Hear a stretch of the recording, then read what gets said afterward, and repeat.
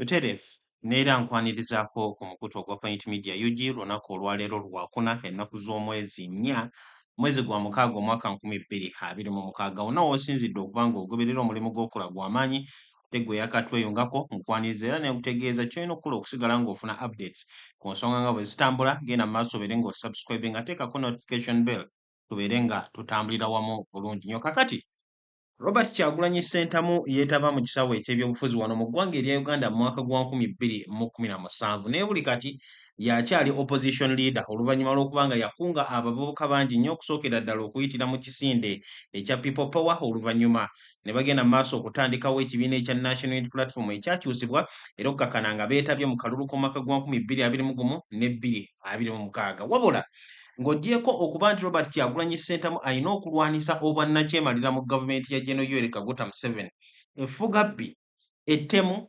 okusiba awamu n'okutulugunya abawagizi be awamu ne bakulembeze banne mu kibiina kya NUP oba mu kisinde ekya National Unity Platform People Power. Robert Kyagulanyi Ssentamu ne bakulembeze banne mu kiseera kye kimu balina okulwanisa ekintu ekiyitibwa propaganda.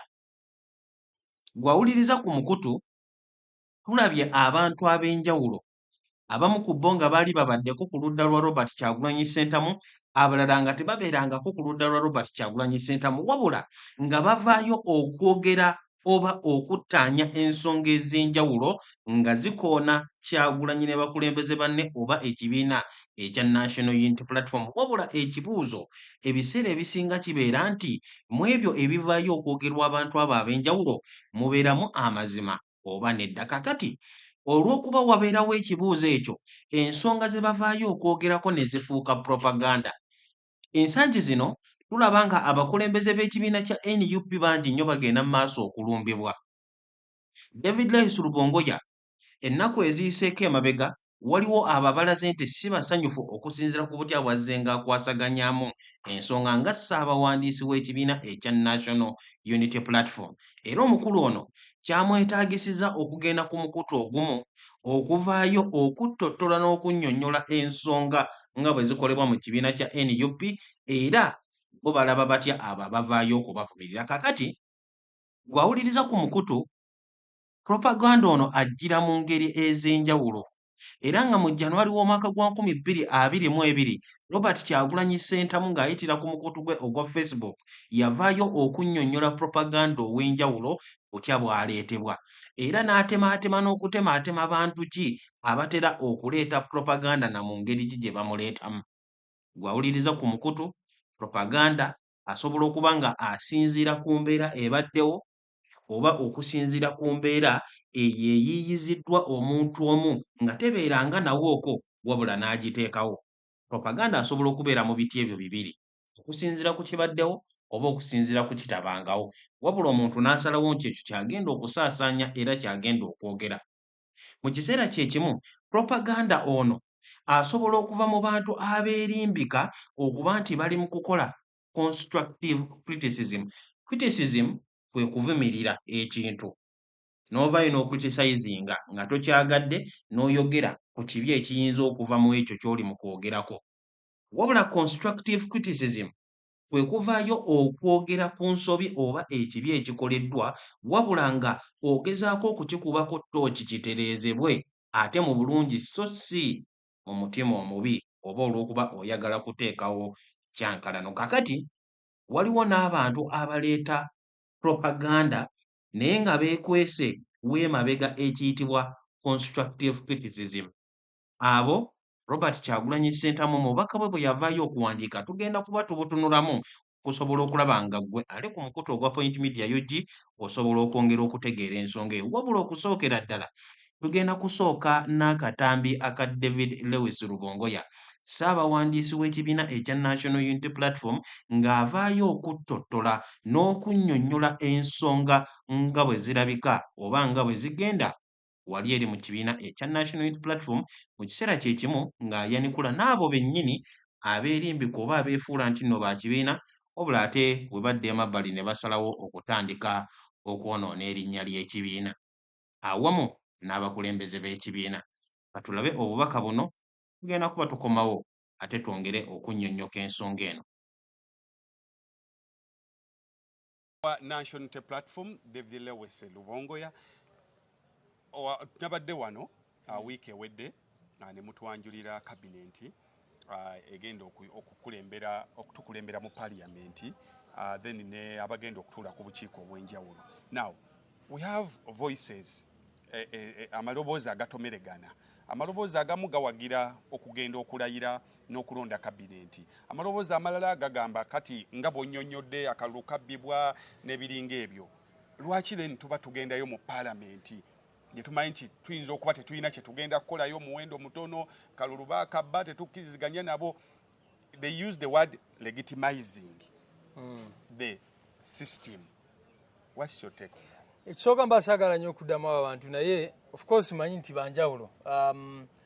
Aboogera ebyo babeera motivated by different things. Kati ngenda kuddamu olwa category emu gye ngenda okwogerako.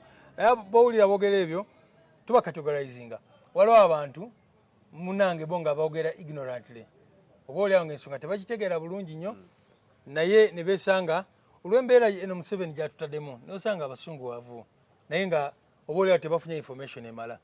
Ne wabeerayo bali bo ng'ensonga bagimanyi naye nga bakolera nakyemalira bagezaako okuleeta distractions. Okay? Abo nga tubamanyi bulungi nnyo ng'obalaba leero ogenda musanga mu bigaali bya NRM enkya n'osanga ali ku mukutu n'ateekawo ne beret n'alaga nti wa NUP. Abalala n'osanga nga intention zaabwe za ku extortinga.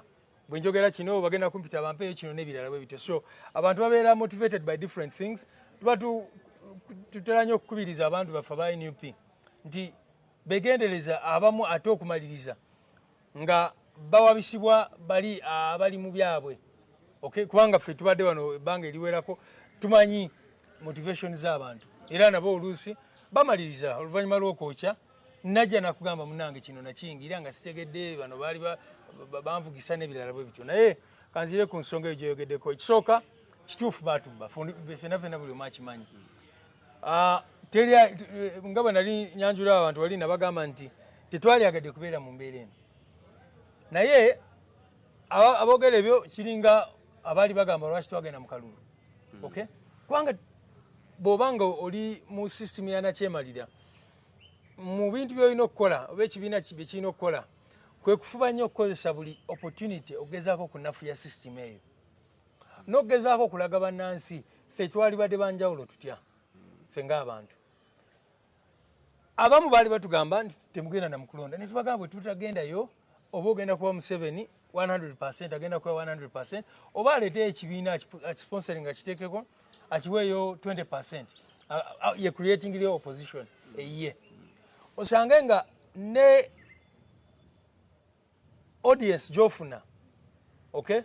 Katugambe ovudde wano n'ogenda mu nsi z'ebweru oba wona audience gy'ofuna kati nga omuntu official amanyikiddwa ng'alwanyisa Museveni oba opposition to Museveni nga tokyagifuna wabula nga bano Museveni beecreatingiddeko nga beebo abagifuna kubanga era bagamba nti mu nsi mulimu opposition.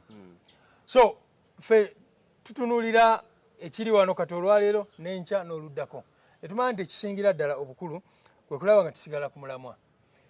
Bw'ogamba togenda kugenda mu palamenti bwe mutatuula sittings 15 bateekawo by elections ne balonda. Okay? Kaakati baba balonze abalala mujja kuba mufunyemu kimwe. Ekyokubiri mwagenda ne muva wano ne mutwala abantu ne mubatwala mu ggwanga lyonna ne mugamba mutulonde abantu ne babalonda. Kakati abantu babazeemu amagezi abantu b'ekira abaasiiba abali mu layini ne balonda George Musisi honorable nti no mubaka waffe ate ne mugamba nti tagenda kulayira. Bali abantu bo bogeddeko ki abantu abagenda ne bamulonda ate nga waliwo bamusuubiramu ye ng'omuntu ng'omukulembeze waabwe kubanga bano njagala bakitegeere nti omubaka si wa kibiina just abantu basically abamulonda bali eyo nabo gye bali ekibiina kyamuwa kaadi naye bwe twamala muwa kaadi nagenda neyanjula mu maaso g'abalonzi. Kakati oyo mulonzi eya Simba Line n'agamba kanonde MP wange MP n'agamba nze sigenda kulayira abantu mbatutemu nga ki naye nga okusingira ddala nga bwe ŋŋambye bw'ogamba abantu baffe nti kale mugende temulayira temukola ki oba oyambye kozi oba oginafuyiza. Bwe bavaayo ne bagamba nti engeri ono gy'atatutte kifo kye kubanga bayinza n'ogenda mu kooti ogiraba emisango egy'enjawulo kooti wano bwe zisazeewo nti oli owokubiri basanga talina qualifications amuddira yali owokubiri automatically yalayira kakati bwe bavaayo ne mugamba ba NUP temugenda kulayira ne bagamba nti the second balayire nti bonna bonna abaali bakubiri bebagenda kubeera mu bifo ebyo so abantu baffe balina okutegeereza ensonga okay yabaayi kyotegeeza abantu baffe babeera mu parliament eyo tewaliwo contribution gye bakola eri cause gye tuliko oza olaba amateeka ag'enjawulo gajja mu parliament okay nga bagezaako gayisa oluusi abantu baffe bali mu parliament ne bayimirira ne bateekawo amaanyi mangi nnyo ne balaba nti amateeka ago oluusi tigayita oba tegayita mu shape ne fomu gye bagaleeseemu ekyokulabirako kya sovereignty bill tubadde tukyogerako nemukuumulao sovereignty bill bwe basooka ogireeta definition ya foreigner yali nti naawe munnauganda bw'obeera nga tuli mu uganda ogenda kubeera foreigner nga mulimu ebintu bingi nnyo nnyo ebyalimu amalobooza ga opposition naffe abalala fe abaaleetera eryo etteeka okuligonzaamu ne lifuuka nga bwe liri kati lino etteeka Muhammad Nsereko lye yaleeta erya computer misuse bwe lyagenda mu kooti etaputa ssemateeka ekimu kye basinziirako bw'oba osomye kwe kulaba koramu yaliwo aba opposition baweebwa omukisa okwogera yabaaye etteeka lyagenda mu kakiiko n'ebirala bwe bityo kakati singa tetuliyo mu palamenti eyo etteeka eryo amateeka go ne bagaleeta ne gayita nga bwe baagala kati tuba tufunyemu ki ng'abantu okay so abantu balina okutegeera all those reasons naye ensonga esingira ddala obukulu kwe kuwa oyo muntu aba alonze oyo muntu ekitiibwa naye sikugambe nti eyo strategy tetuligikozesaako ate ne one point ekiseera bwe kituuka for example ne tuconsulting abo abantu ne bagamba abantu baffe tetwagala balayire nakyo kisobola okubeera debated naye njegezaako okubalaga nti abantu oluusi boogera ebyo ebintu nga tebasoose kwefumiitiriza nnyo okay office ya leader of opposition in parliament for example abamu ogenda uli agamba lwaki muteekayo loopu kiba kitegeeza ekyo njagala abantu bakimanye nti okulayira oba obutalayira bw'abantu baffe si kye kigenda okulegitimizinga Museveni nga bwe nkugambye ye kennyini asobola okwecreatingirawo opposition eyiye era nasigala ng'ali legitimate okay mulabye kati parliament gye tulina Museveni juzi yali ayogera ekololo n'agamba ina allies be ebibiina ebyenjawulo n'abiyita allies kakati bwe banaakwata ekibiina kimu mu ebyo mwe muganye okutwala ekifo kyammwe kya lopo ne bakiwa ekibiina ekirala ne bagamba kakati kino ekibiina kubanga mwe muganye okukitwala ekifo kya leader opposition kigenda kugenda kubanga bino ebintu abantu balimo okulowooza tuyogerako bwogezi tuze nga tukiraba juzi bwe twateekayo ojjukira abali mu parliament bwe bamala okukola bye bakola ne tugezaako okukyusa obukulembeze awo bagenda mu parliament ne bakyusa etteeka ne bakyusa n'engeri gye balondamu commissioner wa parliament ne bakyusa biki byonna byonna ne babikyusa so gweoyinza ovaayo n'ogamba tubiganye ne bakyusa etteeka ne baleeta kyonna kyonna tuli wano kati twawandiika n'ebbaluwa ne tugiwandiika ne tugamba twagala kudda mu ipod kugenda mu ipod era ne kati we twogerera bakyagaanye okukola ki okutwala meeting naye kyava ku ki twagamba tetugenda kujeninga ipod ne balaba nga tebalina watukwatira kubanga obusente obutono bwe twali tufuna 12% oyo twamukozesa bulungi nnyo ne tuteekawo kino ekitebe wano ne tuzimba ebitebe ebirala mu ggwanga ne tuteekawo essomero ly'abakulembeze ne tubeera ne offices ezisukamu 2 mu ggwanga n'ebirala lugimu negamba bano abantu tulina okubajjako ssente naye tukole ki tugende tukyuse etteeka baalikyusiza mu lunaku lumu lwokka ne bagamba kati bw'oba toli wa ipod tofuna ssente so byenjogerako abantu balimu okulowooza nti biri faafe tuze tubiraba nga bituukako nga bigenda mu maaso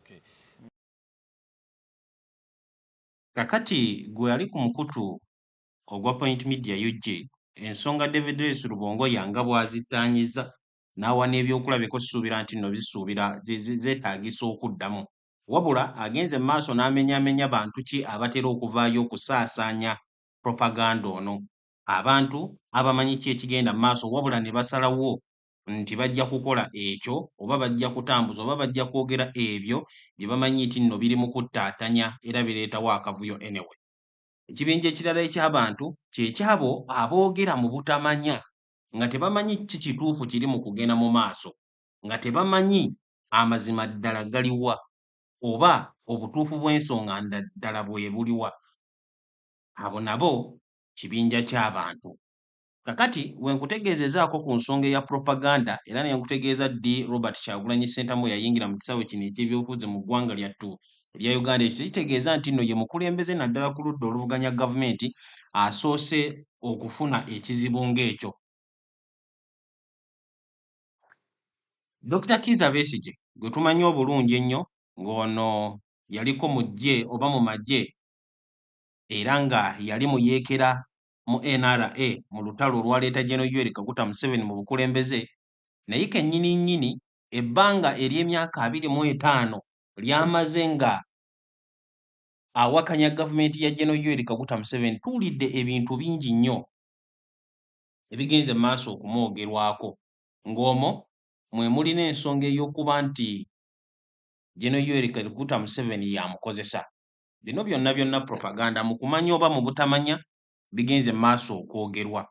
Wabula nga bwe nkutegeezezza, Robert Kyagulanyi Ssentamu ensonga eno mu mwaka gwa 2022 yavaayo okugittaanya, yavaayo okugyogerako ng'agenda mu maaso okutegeeza bannayuganda kiki kye banditegedde, butya bwe balina okulaba ensonga okusinziira ku ekyo ekigenda mu maaso. Era obubaka Robert Kyagulanyi Ssentamu bwe yateekayo mu January nga 5, 2022, obubaka obwo bwe bumu, olunaku olw'ejjo yavuddeyo n'abwogerako bw'ati. Kyagulanyi olunaku olw'ejjo yapostinze ng'agamba "This message is as relevant today as it was then. Remain vigilant." Nti obubaka buno bwe tugenda okutunulamu bwa makulu nnyo leero nga ne we bwali mu biseera biri we yabuwandiikira, n'olw'ensonga eyo musigale nga muli beegendereza nnyo. Obubaka bwe buno Robert Kyagulanyi Ssentamu bwe yavaayo okupostinga ng'agamba nti on propaganda, bibooziboozi ebitera okwogerwako oba okusaasaana. Kyagulanyi yapostinga ng'agamba nti "Several times I have spoken about how dictatorial regimes use propaganda as a tool to keep themselves in power against the will of the citizens. I also explained how such regimes spend billions of money on propaganda, the same money which would improve services of the people." Agamba nti enfunda nnyingi nnyo avuddeyo okwogera ku butya obwannakyemalira oba abo abannakyemalira we bakozesa ebibooziboozi ng'ekyokulwanisa okusobola okwesigaza mu buyinza awamu n'okunyigiriza okwagala kw'abantu. Era n'ategeeza nti n'annyonnyola n'okunnyonnyola butya regimu bweyonoonye ensimbi y'omuwi w'omusolo ku bibooziboozi ebitataaganya, ensimbi ezandikozeseddwa mu kusobola okuweereza abantu. Agamba nti "In Uganda, there are many paid propagandists who come in all shapes and sizes. Their approaches are different, but their objective is the same: perpetration of the Museveni regime of blood." Mu Uganda mulimu abasaasaanya ebiboozi bangi, bajjira mu kkala za njawulo, mu mbeera za njawulo, mu sheepu za njawulo, mu sayizi ya njawulo. Bakozesa obujjogoli bwa njawulo wabula ebigendererwa byabwe bisigala bye bimu: okunaazaako, okusiiga akasigo ku gavumenti ya Gen. Museveni eno kayubwa musaayi. I worry less about such people because their objective is well known. Wabula Kyagulanyi yategeeza nti abantu ng'abo tabafaako nnyo kuba ebigendererwa byabwe abimanyi. The people I worry about are those who actually give them ear and eventually believe in what they say. Yagamba nti abantu be yeeraliikirira beebo abawuliriza abantu abo ba propagandist abakuba ebiboozi ne babawuliriza kyokka oluvannyuma ne babakkiiririzaamu. I have seen a few comrades who were once very committed to the struggle but have since shifted away from the cause by simply listening to the toxic messages of propagandists who are well trained and well facilitated. we have reliable information on how several of them have received advanced training in manufacturing and propagating propaganda. Kyagulanyi agamba nti ekimweraliikiriza be bantu abawuliriza ebibuuzo ebyo. Olw'ensonga nti abantu ababisaasaanya batendekebwa era bateekebwamu ensimbi. Bamanyi bulungi nnyo butya ew'okutandika awamu n'okusaasaanya ebibuuzi. I will describe some of their approaches that I have observed for some time. Era Kyagulanyi n'ategeeza nti agenda kuba annyonnyola emu ku nkola y'abantu bano ba propagandist okusinziira ku ekyo ky'alabyeko ebbanga gye lizze gye litambula. Agamba nti 1. Enkola esooka. Some propagandists will begin as if they support the struggle. They usually begin with so much passion, but they normally have a time frame. For example, for the first 6 months, someone may come out every day criticizing Museveni and his corrupt regime online, on radio stations or TVs. But such a person is on a clear mission. His criticism for 6 months is meant to help him gain attention and a huge following. After the 6 months, when he has your ears and attention, you see the person turn the guns on the struggle which they purported to support. Agamba nti abamu ku batambuza ebibuuzi bino emu ku ngeri gye bakolamu ekintu kino yeeno esookera ddala. Batandika bagalaga nti bawagira struggle, bawagira enkyukakyuka, era batandika n'amaanyi n'okwagala kungi nnyo, naye babeerako n'akaseera ke bagenda okukoleramu ekyo. Era naawe ekyokulabirako ng'agamba nti mu myezi 6 egisooka, omuntu asobola okuvaayo okuvumirira Mwami Museveni ne gavumenti ye wonna wonna w'aba asoboledde, ku mikutu emigattabantu, ku leediyo, ku mativi. Wabula omuntu ng'oyo aba alina ekigendererwa mission gy'ayagala okuyisaawo. Era emyezi egyo 6 ng'avumirira gavumenti ya Mwami Museveni ne Museveni gibeera gya kumuyambako kusobola kufuna attention ey'Abannayuganda. Oluggwa bwe kiti ng'olwo alyoka yeekyusa ng'aggyayo kkalaze entuufu ng'ate atandika okuvumirira struggle gye yasooka okwerimbikamu mbu agiwagira. Usually such individuals start slow. They never wake up at once and attack the struggle, no. They take you step by step. They may begin by making complaints which may appear genuine about how things are moving within the struggle. Then they pick up on a few comrades who they consider weak and start attacking them for no solid reason. True to their character, they come up with well-crafted, believable lies about those comrades.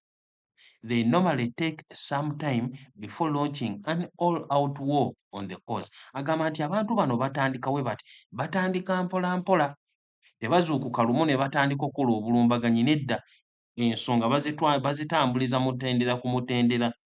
Batandika nga abalina okwemulugunya okutonotono okuyinza okulabika ng'okwa ddala ku biki ebikolebwa mu struggle. Oluvannyuma ne bafunayo abantu abamu abali mu struggle be balaba nga abanafunafu ne batandika obbakulako obulumbaganyi awatali nsonga yonna. Era olw'okuba bali ekyo kye bali, oluvannyuma ne batandika okufumba n'okuyiiya obulimba obusobola okukkirizibwa ku bantu abo baba batandise okulumba. Era batwala obudde bwabwe nga tebannaba kutandika lutalo olw'amaanyi. Kyagulanyi agamba sometimes they look for or create justification for their intended actions.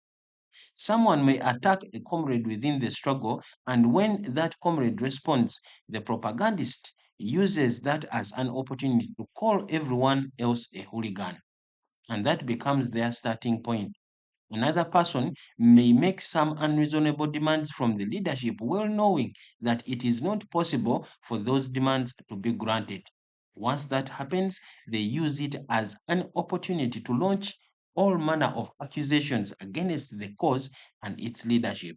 Ultimately, their intention is to divert, derail, and divert the cause. Be aware of them. Enkola endala, Kyagulanyi agamba nti baleetayo ensonga oba banoonyaayo ensonga gye bagenda okutandikirako ng'eraga mbu ye ntuufu era kwe kwavudde ensibuko y'okwekyusa kwabwe n'ebyo bye boogera. Bayinza okufunayo omu gwe balumba, oyo gwe balumbye waddamu w'ayanikula, ng'olwo nno abatambuza ebiboozi bakozesa ekyo ng'akakisa okuyita buli omu omufere. Era ekyo ne kifuuka entandikwa yaabwe. Omuntu omulala asobola okuvaayo n'akola demands ezitakola makulu yadde okuva eri mu bukulembeze bwa struggle, nga bamanyi bulungi nnyo nti demands ezo tezijja kutuukirizibwa. Ekyo bwe kibeerawo nga bafuna akakisa nga batandika okuvuma n'okuvumirira okukuba ebituli mu bakulembeze awamu ne struggle. Era ebigendererwa byabwe bibeera bya kuleetawo okukyankalanya na kukyusakyusa balala okuva mu struggle. Agamba nti of course this is not intended to silence those who come up with genuine advice or even constructive criticism, but I am sure all of us have seen how the propagandists described above behave. Kyagulanyi agamba nti mu bino by'ayogera ekigendererwa kye si kyakusirisa abo abandyagadde okuteekawo kiri kye nkunnyonnyodde mu kutandika ekiyitibwa constructive criticism, okuvumirira ekintu wabula nga oluubirira nti b'ovumiridde oba b'oli mu kutereeza bagenda kukifuniramu okuyiga. Era Kyagulanyi agamba nti si kusirisa abo abalina okuwabula okwa ddala, wabula akimanyi bulungi nnyo nti buli omu alabye butya abatambuza ebiboozi bano bwe bagenda mu maaso okweyisa. Agamba nti engeri ey'okubiri, the second category of those propagandists who will appear on the scene and claim to belong to the forces of change. They claim not to support the regime, but if you analyze their presentations, you will see that they spend 80% of their time attacking the leaders within the struggle or the methods adopted in the struggle.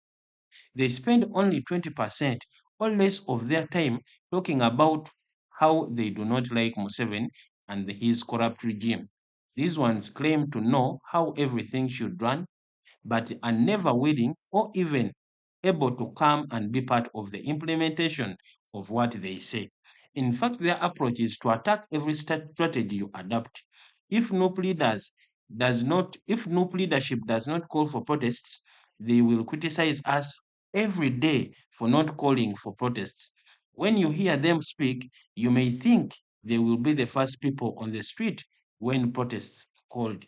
Their intention here is to project the leaders of the struggle as weak and ineffective. But as soon as no leadership calls for protests, they will immediately change the script. Bobi Wine is sending innocent people to be killed. Let him send his children first on the streets, they will say. Their intention here is to discourage people from coming out to protest. They are basically always waiting for you to take a step and immediately find reason to attack it. Kyagulanyi agamba nti abantu abookubiri beebo nga balina engeri gye beegabanyaamu. Balaga nti tebaagala gavumenti ya Mwami Museveni, naye ate obudde obusinga babumala bali mu kuvumirira struggle n'abakulembeze ba struggle. Obudde butono nnyo bwe bamala nga bali mu kuvumirira ebyo ebikyamu ebikolebwa mu gavumenti ya Mwami Museveni. Era bano eno bagenda kufuna ensonga yonna yonna bagiggyemu ekibi.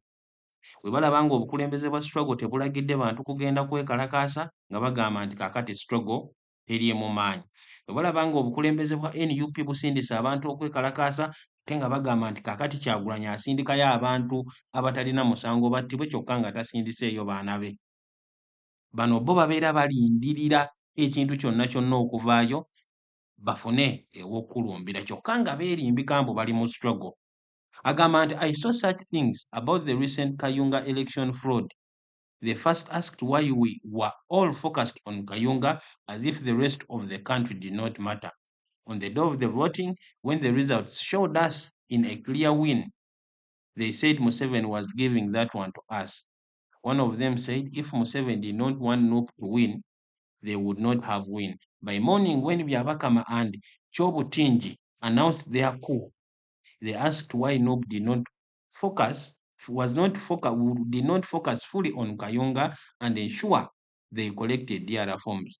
But by 2 p.m. on the same day, when we uploaded all the DRR forms and proved we gathered the vote 100%, they asked why we went to Kayunga in the first place, well knowing that the election would be rigged. You can imagine. That is their nature. They have a negative explanation for every situation. For such people, when their following starts declining, because people are beginning to understand their mission, they change strategy a bit. For some 2 to 3 weeks, they once again attack Museveni at 60% of their time. Then the comrades who had gone away from them now start thinking they are back into the cause. But once they have the attention again, they immediately go back on their mission, now more viciously than before. Kyagulanyi agamba nti abantu nga bano abeebuzaabuza babeera n'akakodyo bwe batandika okulaba ng'abantu batandise okubagwamu nga baddayo ku ky'okuvuma Museveni. Abantu bwe bakomawo ng'ate baddayo ku ky'okuvuma struggle. Byonna bya ku mitimbagano. Ekyokusatu, others will come on the scene and claim to love and support the overall leader of the struggle, and yet attack and criticize everyone he works with. In our case, they will claim to love me 100%. But when you watch them closely, you realize that they attack everyone else around me because they understand that a leader cannot work alone. Their intention is to weaken the leader without attacking him directly. Watch them. Kyagulanyi agamba nti abalala ba propagandist be banene abeefuula nti bamwagala nnyo ng'omukulembeze wa struggle, kyokka ate ne balumba abalala bonna beetoolodde Kyagulanyi. Abokuna, the fourth category is of those who are clearly for the regime and they don't hide it. Their antennas are always alert, looking for anything negative to say about the struggle. When they don't find it, they go to their laboratory and immediately manufacture lies and more lies. They will claim that I bought a house in America. Once they are busted, they immediately claim that Museveni bought for me the bulletproof car. They ask, how could he have bought in the bulletproof car without the regime knowing? And when Museveni confiscates the same car, they immediately turn around and say, I got the car from my foreign funders to destabilize the country. Another example is the sick lie that NUP refused to join IPOD but accepted money from the same institution. They say lies with their eyes wide open. The fourth category is easier to deal with because their actions and intentions are very clear. There are other approaches, but because of time, I will speak about those. Kyagulanyi yategeeza nti ekibinja ekyokuna kye kyabo abamanyikiddwa nga tebakikwekereza bo bavaayo ne boogera ebiboozi byabwe we bigwibwamu ne bakyusa ne badda ku birala, ebyo we biggwako nga batandika okufumbayo ebirala awatali kwekwekereza. Era Kyagulanyi agamba nti abantu ng'abo olw'okuba ebigendererwa byabwe tebikeekebwa era babeera babimanyi bulungi nnyo, bamanyi engeri y'okubakwasaganyamu.